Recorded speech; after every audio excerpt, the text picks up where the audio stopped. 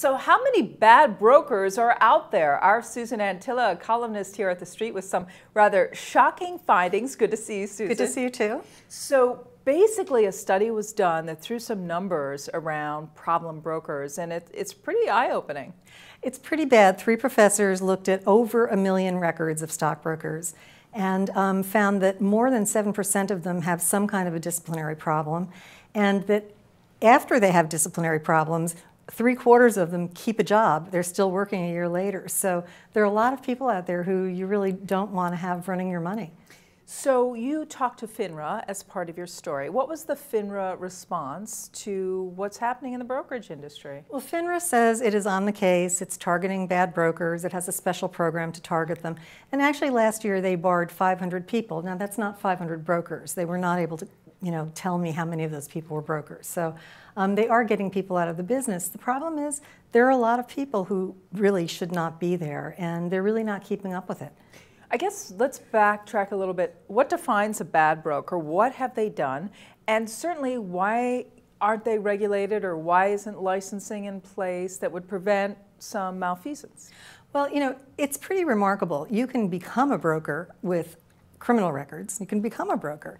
And you can stay in the business despite lots and lots of problems. I wrote about some guy a couple of years ago who had 67 complaints on his record, and he was still going strong. It was only after a separate criminal case, somebody went after him, a DA, and then finally he's out of the business. But you find that Finra is often kicking these people out after the damage has been done and they're in jail.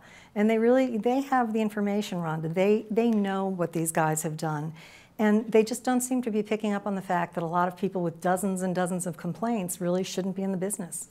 And what happens to some of the people who have dealt with these bad brokers? Are they losing their investments? Oh, they lose. It's so sad. I mean, and they target the professor's study that just came out. They target elderly people. They target people who are not highly educated. That was one of the most interesting things about the study. After they finished finding out how many bad brokers there were, they looked at the bad brokers by counties in the United States, and they found huge numbers of them in upstate New York, in an area where people were not highly educated. Lots and lots of people out in California, Monterey County, and also in Palm Beach County in Florida. So they go where the money is, they go where old people are, and they go where people are not highly educated. And you see them clustered like that. It's very frightening. Now, there's been some objection to the study raised by a lobbying group. Yes, yes. So do they have a valid point in what they're making here? Well, SIFMA is Wall Street's lobbying group. One of their objections is that these professors included settlements in their data. And SIFMA says, a settlement, their point is a settlement doesn't mean there's been wrongdoing. Well, I went back to the professors and I asked them that, and they said, look, the average settlement we looked at was more than $100,000. That is not an amount of money that people give you for something that's a nuisance suit. You would fight something that was a nuisance suit. These are real cases. So, of course, the million-dollar question is, how does an investor protect themselves and know that they're not dealing with a broker who has had problems in the past? That's the easiest question you've asked me. Finra has something called Broker Check.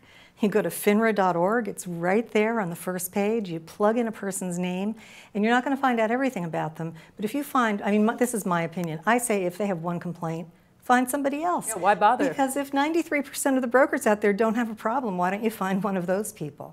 Excellent advice. Susan Antilla, good to see you again. Good to see you. I'm Rhonda Schaffler for TheStreet.